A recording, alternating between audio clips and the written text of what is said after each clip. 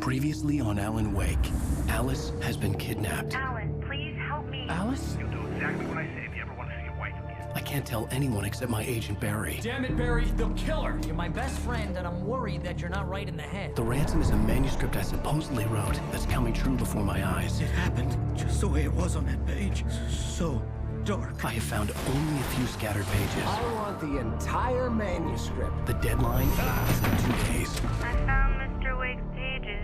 Good girl. How the hell did she get her hands on the manuscript anyway? I don't know. She's resourceful. I told you were too hard on her. Listen, I found out all sorts of interesting stuff while I was digging around. Yeah. Mr. Wake, it's Sheriff Breaker. We have an FBI agent here, Agent Nightingale. FBI? He's anxious to see you. You'd better come to the station. Okay, I'll be right over, Sheriff. Let's make this quick, huh? Help you folks? Name's Randolph. I'm the manager. We're looking for Rose. Works as a waitress down at the diner. Rose, sure. Nice girl. Who wants to know? I'm Alan Wake. The writer, huh? I heard on the radio you were visiting. Well, I'll show you her trailer. That Rose, she's a nice girl. Always pays her rent on time. As I was saying, Al, I found all sorts of weird stuff from the local newspaper's archives. This place is crazy. Disappearances, mysterious deaths, urban legends come true, and get this, most of this stuff takes place around Cauldron Lake. Well, you ain't wrong, mister. The Indians thought the lake was a doorway to the underworld. I'm the God-fearing type myself. I don't hold with that sort of thing. Yeah, okay. Anyway, there was an island there owned by a guy called Thomas Zane. Now, some of the articles I found about him make him out to be a famous writer, but I ran a bunch of searches, couldn't find a single thing he wrote. Zane was heavily into diving, so much so that the place came to be called Diver's Isle. But the volcano under the lake erupted in 1970, and Zane went down with the island. Yeah, how about that? It was there in the morning, as if it had fallen from the sky. But it would take a tornado to lift something like that. We're damn lucky it didn't crush any of the trailers.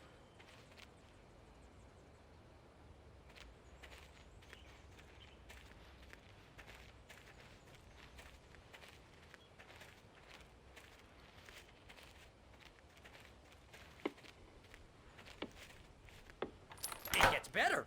A local girl, Barbara Jagger, drowned in Cauldron Lake just a week earlier. They were lovers. Sure, Jagger's a local spook store. The Scratchin' Hag comes for you in the dark. Childish stuff like that. Anyway, Al, I'm just getting to the best part. All of the articles about this stuff were written by Cynthia Weaver. I asked around, and she's that crazy bag lady you met. What, the lamp lady? She can be a little loopy, but she's not homeless or anything. Yeah, anyway, she knew both Jagger and Zane before they both died, and she had some kind of a breakdown.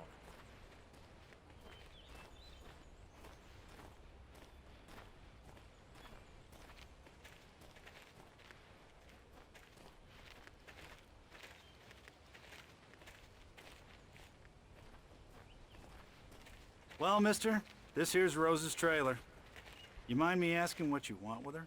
We're just here to talk to her, pal.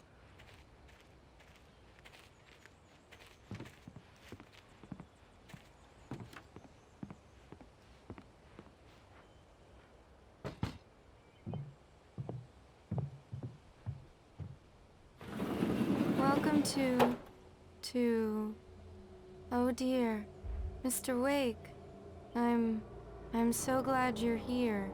Rose, you have my manuscript? Oh. Oh yes. Yes. Please, come in. Hey, this is really good. Rose, Yes, my manuscript. I really need it. I understand. I know what you need. A muse to inspire you. Oh, for Barry. She doesn't have anything. Yeah, hey, Al? Al, what's... Oh... Barry! What? What?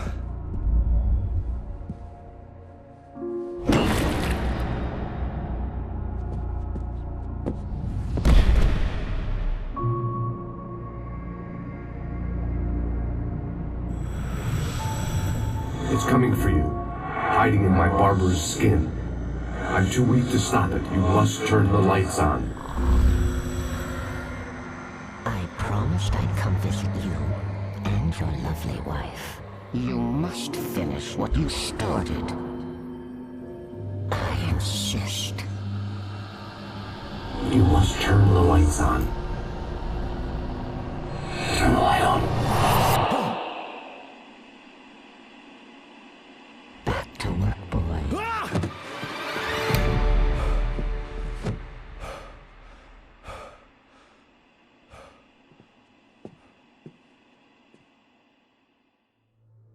I felt nauseous, hungover. Only anger kept me going. Rose took a day from me. I had less than 12 hours left to meet the kidnapper. All I could do was get Barry into the car, work something out once I got on the road. Barry was out of it. He was way too heavy to carry. You're right. My manuscript is being heavily revised. The edits are getting very aggressive, and each day there's less of me and more of her. I hate it, but I know she's right. She promises me I can save Alice this way. She knows more of this than I do. About the complex incantation I'm attempting. About this place. She's worked with another writer under similar circumstances, Thomas Zane. The genre of the story seems to be shifting. It's turning into a horror story. I'm getting close. I can feel it.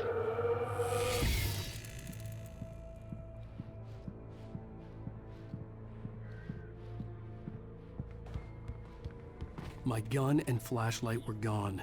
I'd have to find a way to get Barry into the car as quickly as possible. There was no time to waste.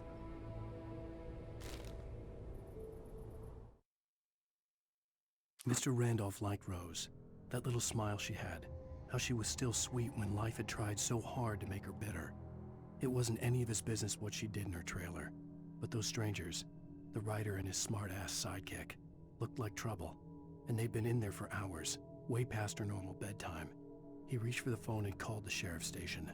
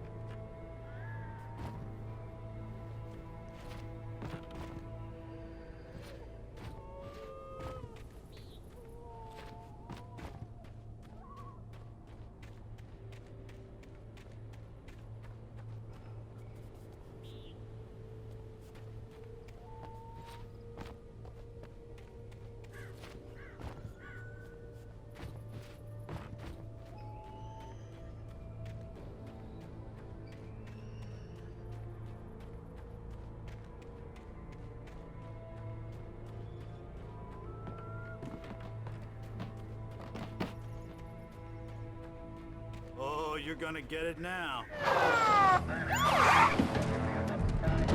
God knows what you've done to that poor girl. This is Agent Nightingale, FBI! Get him up, Hemingway! You're under arrest! You move a muscle, I'll unload right in your goddamn face! Stay right where you are, Blaine!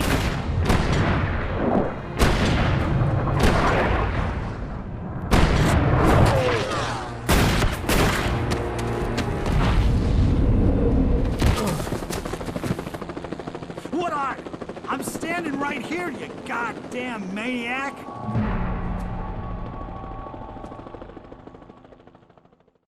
I hated to leave Barry behind, but there was no way I'd miss my appointment with the kidnapper. Give it up, Mr. Wake. Come on.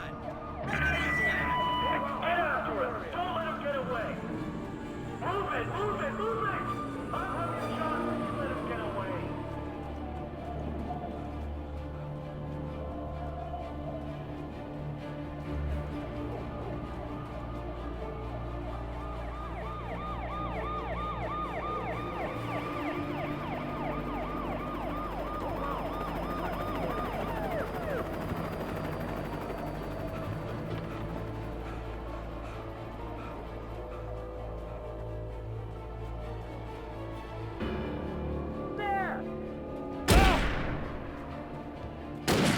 got the suspect in sight! Okay, men. Keep your eyes peeled. He's gonna try to make it through here. Oh, damn. This way! Go! Fan out! Stop! I'm on the way! Keep an eye out!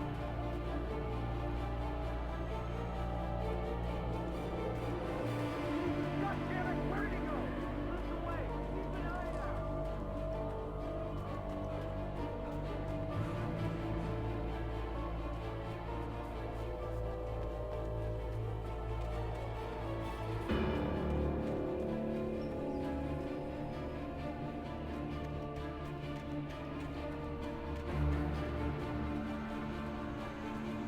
He's gone! Come on, guys! We need to head him off! For decades, the darkness that wore Barbara Jagger's skin slept fitfully in the dark place that was its home and prison. It was hungry and in pain. It dreamed of its nights of glory when the poet's writing had called it from the depths and given it a brief, terrible taste of power and freedom. The rock stars had stirred it from the deep sleep the poet had sunk it back to in the end. When it sensed the rider on the ferry, it opened its eyes.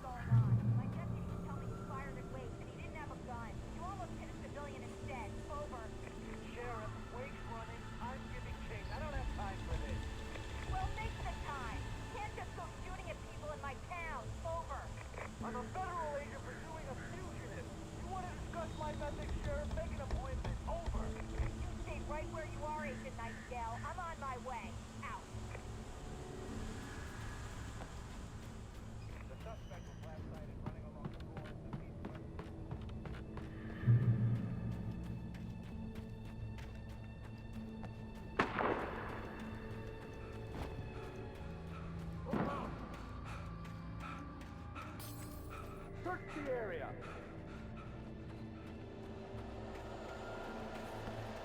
Stay sharp! This way! Over here!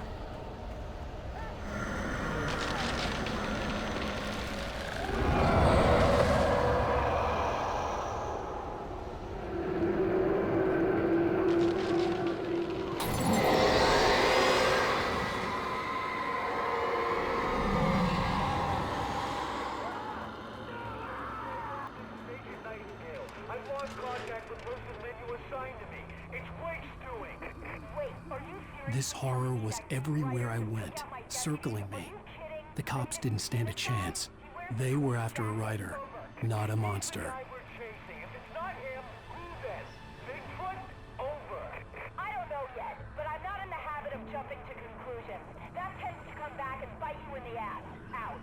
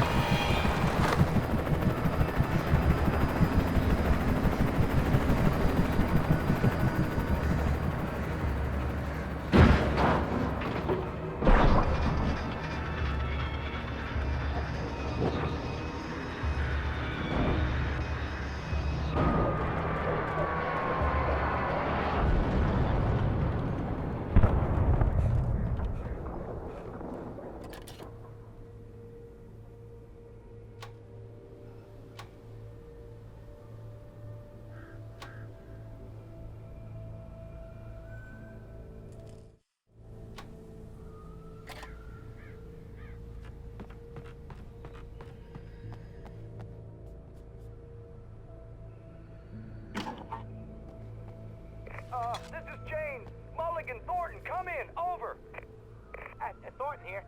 James, we got both Wheeler and Rose in custody. They didn't put up a fight or anything. Why, they were... Hey, Mulligan, what are you doing? Come on! Sit down and give me that. James, Mulligan here. Over. Go ahead, Mulligan. Over. We got Wheeler and Rose here. Wheeler's drunk or hopped up on something. Speaking of which, that Fed had a pretty distinctive whiff of Otis Scotch about him, if you know what I mean. Over. I don't have anything on that, Deputy Mulligan. Over. Well, whatever. Anyway, Rose is just being plain weird here. You better get Doc in to take a look at both. Over. Gotcha. You better get them here quickly. The, Fed's gonna want to interview Wheeler. Over. Oh, yeah, I'll bet he does. Looks like they have a lot in common. Mulligan out.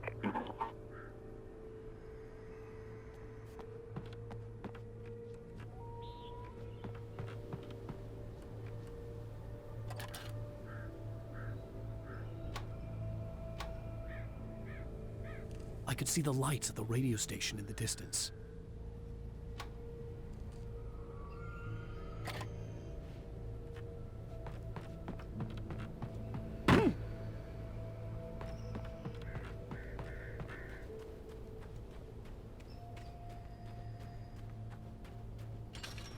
I imagined that the broadcast tower in the distance was part of the local radio station. Maine seemed like a decent guy. Perhaps he could give me directions to the coal mine.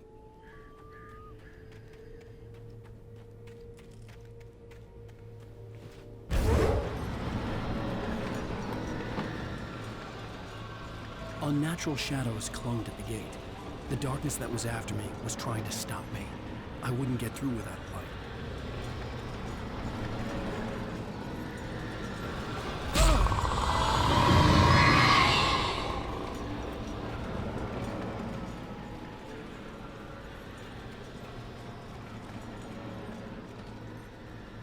There was no power to the searchlight.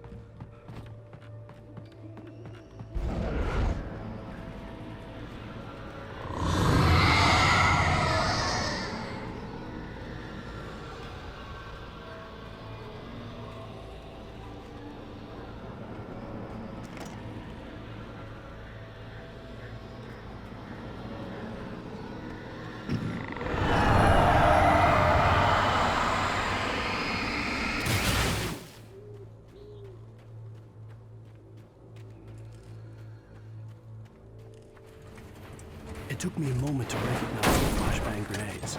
They were an ideal weapon for my situation. Team 1, come in. Over. Team 1, this is Sheriff Breaker. Report. Over. Team 2, come in. I need a report.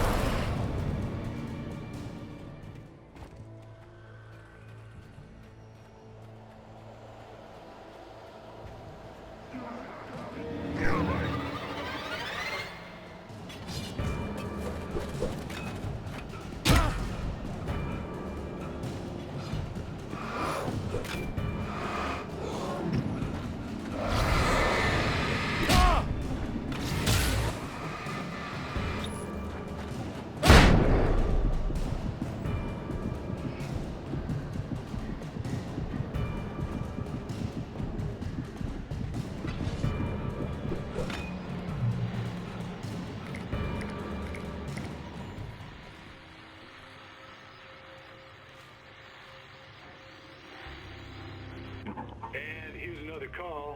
You're on KBF-FM with Pat Maine. It's Milt Peabody, Pat. What's on your mind, Milt? Well, I live near the trailer park, Pat, and there's a big ruckus going on over there. Well, that's just up the road from me, too. What's going on, do you know? I don't know, but there's a bunch of police cars there, lots of sirens, a helicopter buzzing around, and I think I heard some gunshots. Gunshots? Yes, sir, like from a pistol. So can you find out what's going on? Because it's just next door and they're popping off guns there. They're still shooting?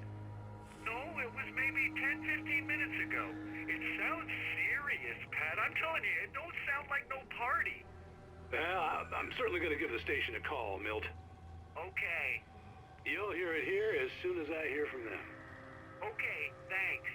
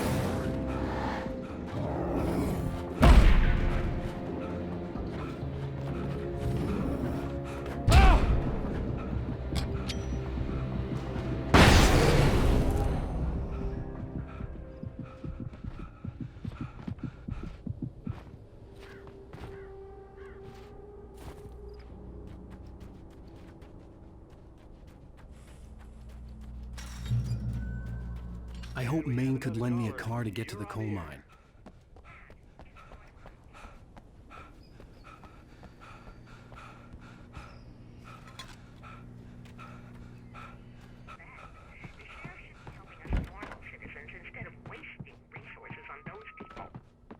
Well... Unless they try to sort themselves out. I'm sorry, but my granddaddy settled in Bright Falls in 1911. Well, thank you very much for that, compassionate viewpoint, Lorna.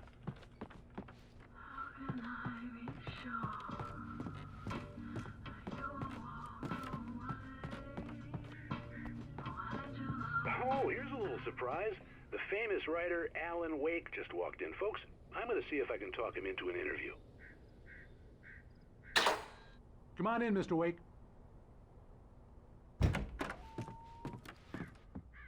Oh, I'm so glad you could find the time to do this, Mr. Wake.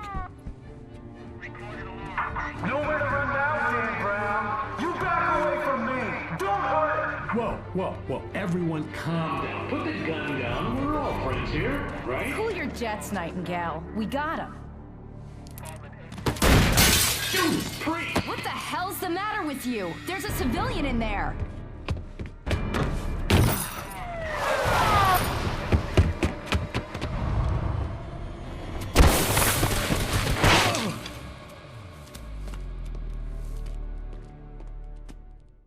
I'll get you yet, even if it kills me. You hear me? You hear me, H.P. Lovecraft? I had fallen off so many cliffs it was ridiculous. That's what you get for naming a book The Sudden Stop. It was probably good I hadn't had the chance to tell Maine where I was going. I'd have to lose the cops and find my own way to the mine. Nightingale stared through the broken studio window into the dark woods. He turned around, started to walk out, but Maine grabbed his arm. "Young man, you almost shot me. You don't shoot off rounds at people like that. What's the matter with you?" Nightingale shook his arm free, marched out. His cheeks burned with rage and humiliation.